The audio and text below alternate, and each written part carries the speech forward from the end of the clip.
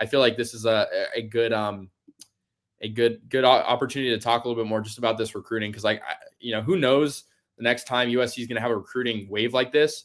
I mean, obviously this is something that you want to build for generations, but the fact that USC has averaged a recruit per day every day for like the past week or so, I saw a stat on it. It was like 6 days, I think. It's incredible. It just shows the strides this program's making. And look, I know a lot of people don't have USC as a national championship winner, this year, but I think that just proves these guys to go out and prove them wrong, So yeah, it's prove it year for a lot of things, for Lincoln Riley, for the recruits, all sorts of that stuff. I really like this comment too, because I definitely agree. I think like 2027 Ryder Lions is still on the table. Like I did just get predicted to Oregon by On3 though. Very true, but stuff can change. I think I mean, I think at the end of the day, you go out and you build this 26 class and make the CFP the next 2 years, which I think is not super out of the question. No, definitely not.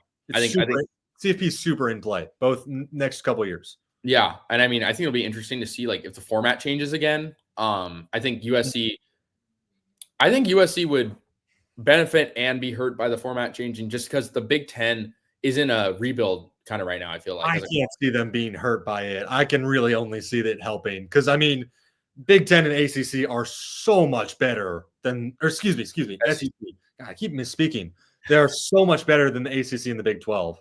So I can only see like 14 teams. That's a number that keeps getting thrown out there. Yeah, I'm just saying if it got decreased again. I don't think it's gonna get decreased. I mean, think about the money like that goes into no one was watching. I mean, with all due respect to Boise State, not many people were watching Boise State prior to this year, and a lot of that is because of Ashton Genty, but also I mean, you and I, we love our Mountain West football, but like at the end of the day, right? Like that enhanced format, and then you bring in. I mean, again, we didn't see a single team from California. We only saw one West Coast team in the in the CFP last year. We saw, of course, Washington the year before. It's a market that is huge, and if USC, I think the next 2 years. And again, the only reason I say 2 and not beyond that is because it's just so hard to predict. We don't know what's going to happen. I think it's an expectation that USC, especially with the new facilities, makes the CFP, and not just as an at-large team. I think they genuinely could make a Big Ten potentially. And it depends on their Big Ten schedule in 2026. So, and let's be honest, 25, it's looking pretty light. I mean, think about it. They could make the Big Ten championship this year. Hypothetically, you go 10-2 with one of those losses to Notre Dame. That means you're 9-1 in Big Ten play.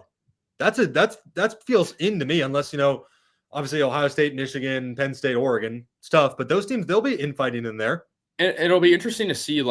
Again, this is a big if, guys. If USC loses to Notre Dame this year, but they win pretty much every other game, how the committee sort of factors that in, because we know how this year.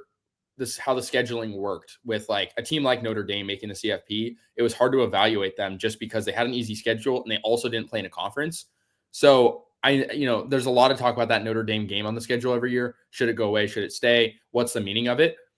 If USC even puts up a fight, if they lose against Notre Dame on the road, but still only lose by a touchdown and have a really good game, the committee will probably remember that. And again, that could come into play. Especially because it's super possible. I don't know if you've seen Notre Dame's schedule this year. It's not particularly hard. They play at Miami first week, then Texas A&M at home. After that, it's pretty smooth sailing other than USC. So I very much Notre Dame could go 12-0. That's super on the table. If USC competes pretty well with them, then that is very much a CFP team in my opinion. Are they playing Michigan this year at all? I don't think so. Okay. So I'm pretty sure it's at Hard Rock Stadium for Miami, then Texas A&M home, and then I don't remember the rest, but there's various MAC, ACC teams thrown in there. I think Louisville's in there. Stanford, that's their rivalry game when USC is in Thanksgiving. Yeah. What do you think about this one? I mean, we talked about it a little bit. And Mayava, I think inevitably he's a great quarterback. He's just, again, we didn't see a full season of him. I actually completely agree with that. Yeah. I do think. Sorry, not to cut you off. I do think it's very possible Mayava loses a game or two for USC because he's budget Caleb Williams. I've kind of been saying that. He's a very talented player, but he doesn't have the decision-making that Caleb Williams did. And obviously, a couple of the intangibles, but still. To play devil's advocate, this USC defense this year could be the best defense we've seen in a long time. Oh, 100%. I mean, And it's Caleb, the best of our tenure. I'm trying to think years back. Definitely the best of our time. Obviously, I'll be a senior. You'll be a junior. Obviously, I had to live through 2 years of the Alex Grinch era. That was horrible.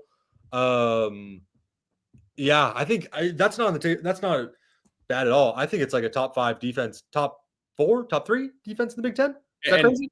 No, I agree, and I think to Todd's point here, like I think it's tough to evaluate the offense just because you're yeah, Bear the quitter. I think it's a little tough just because you don't know, like new running back room, pretty new wide receiver room in terms of like what's going to happen. Like we didn't have Jacoby taking that many snaps last year, all things considered. So or get that many targets rather. But I think this year could even be better than the Caleb years. I think just because the defense has been the X factor. The defense has been the X factor every single year since. And this year, and I really appreciate you guys in the comments talking about this, even on the side, like the D line and everything. The defense has taken the jump with these recruits, and Danton Lynn with a year under his belt. I mean, we talked about the D line a couple weeks ago, right? Have we talked about the D line in a video yet? D line yet? No. Well, then we'll have that on the way at some point. But we've alluded to it that the D line is really going to make some jumps this year. I mean, I don't even think that's a hot take. I think there's a lot of things, and also like you'll lose some guys in the secondary, but Jason Johnson coming in gives me a lot more confidence. 3 interceptions last year as a freshman. Played, I think the number is 456 snaps as a true freshman. That's a lot of experience for a young guy.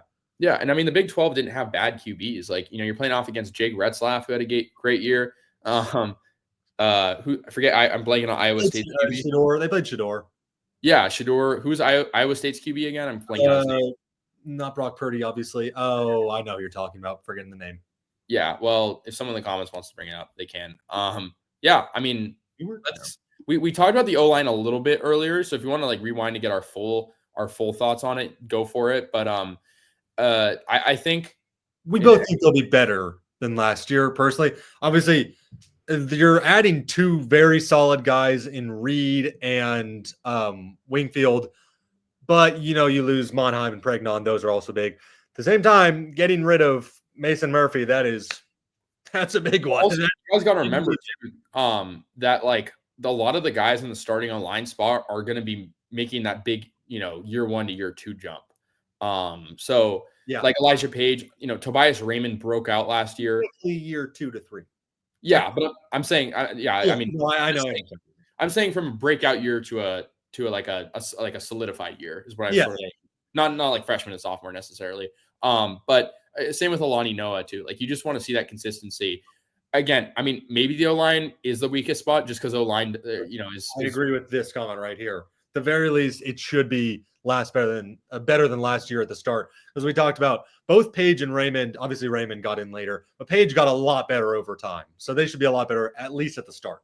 You just got to stay healthy too. Like there's not a ton of depth at that position, and you have some vets on that. Like the 2 guys they brought in, from the East, Wingfield and Reed. I mean, they're both redshirt seniors, so like they're gonna have that veteran mentorship to some of these young guys.